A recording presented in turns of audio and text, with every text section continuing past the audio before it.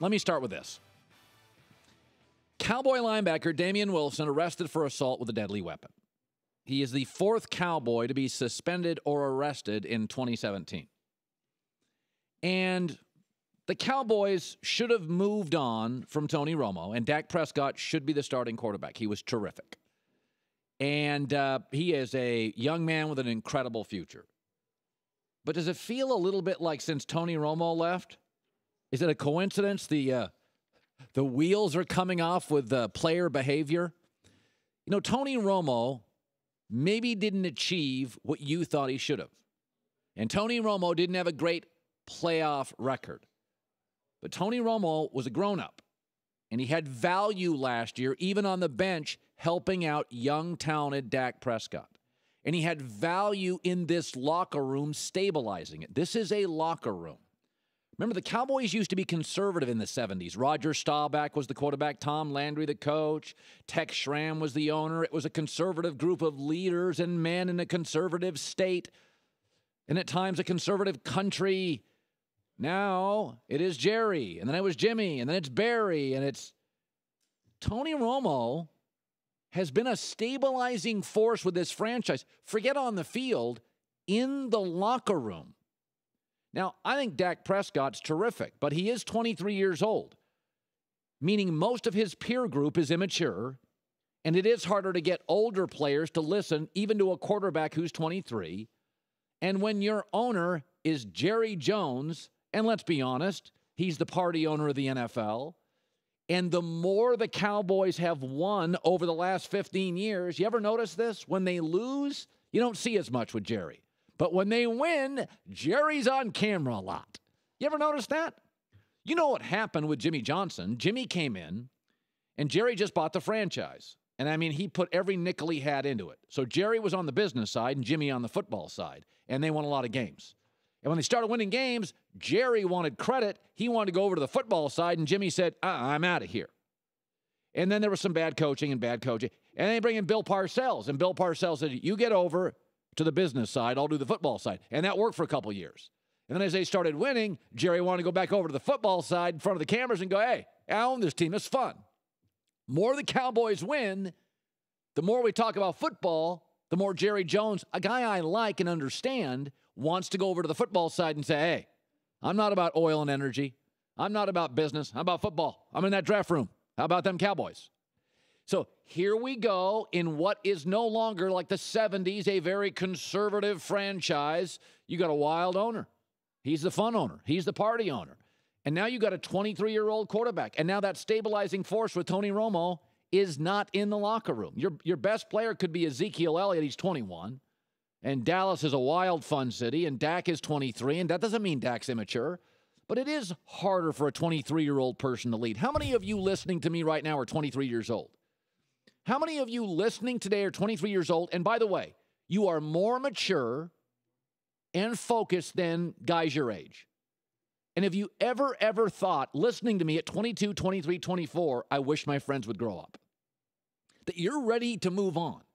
Maybe you have a steady girlfriend. Maybe you want to get married soon. Maybe you're really close with your family. You want to get into business. You've come up with a business idea, and you'd love to hire your friends, but they're not as mature as you.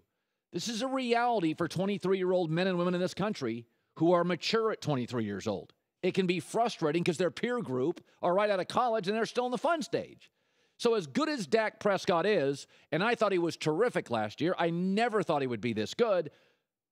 He is now asked to carry a franchise which at the very top has lacked discipline.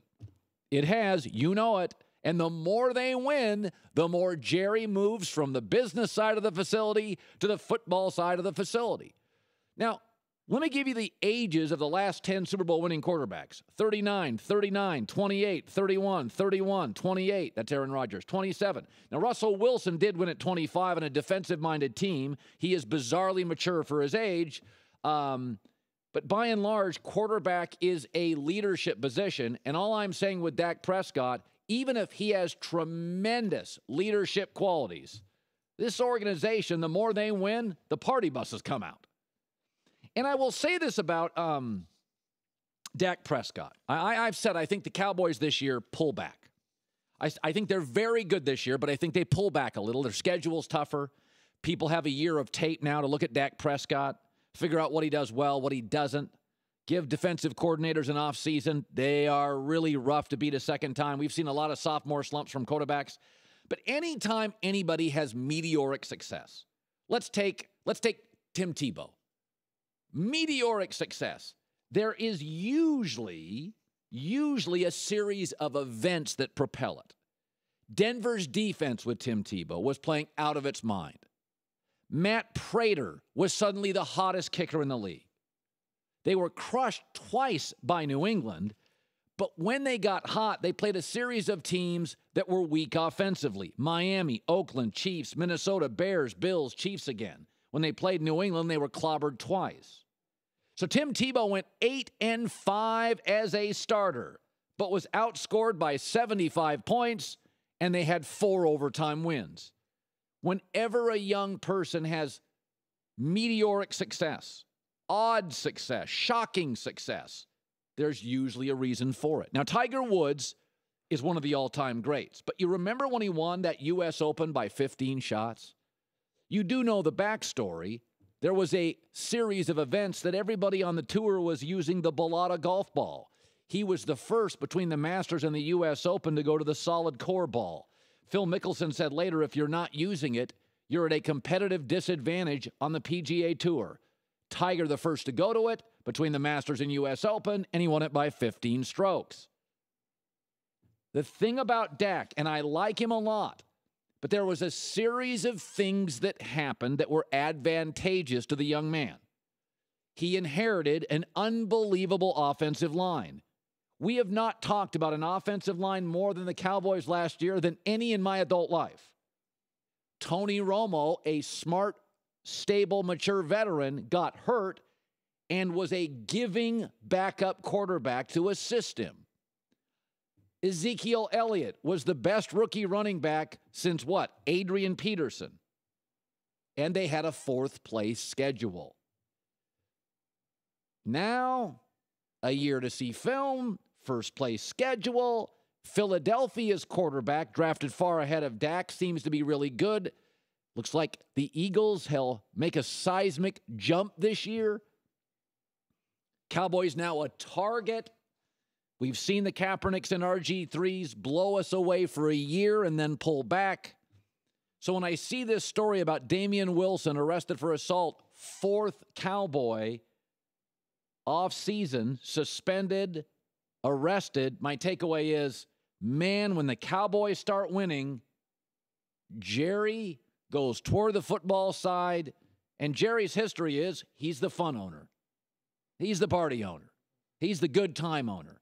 And I just worry about a 23-year-old quarterback. It's hard enough to lead at 23. This now surrounding him, a 21-year-old running back. Steven and Jerry, top of the organization. The world of pressure, a 1st-place schedule, now a target. That's all I'm saying. Just making me think. Just making me think. I mean, remember when we had last summer Jerry Jones on with us and that funny quote he had? Do you remember this? On the other hand, I don't have time to have a bad time. It isn't on my schedule. Kristine, I don't know why that makes me laugh.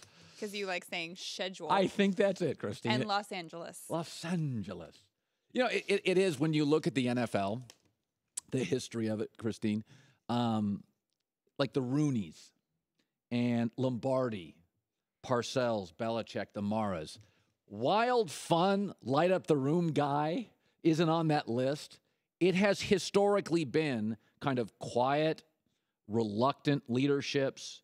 You don't see a ton of the people. Paul Brown, Maras, Belichick. These are not, hey, light it up. Let's go out and have a good time. So Jerry's aggressiveness in the oil business, in marketing, has been wildly successful from a business standpoint.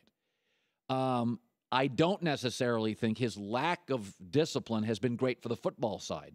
And when Dallas has won with Jerry, it's when Jimmy said, go to the other side of the building, and Parcells said, go to the other side of the building. The more they win, Jerry wants to creep back.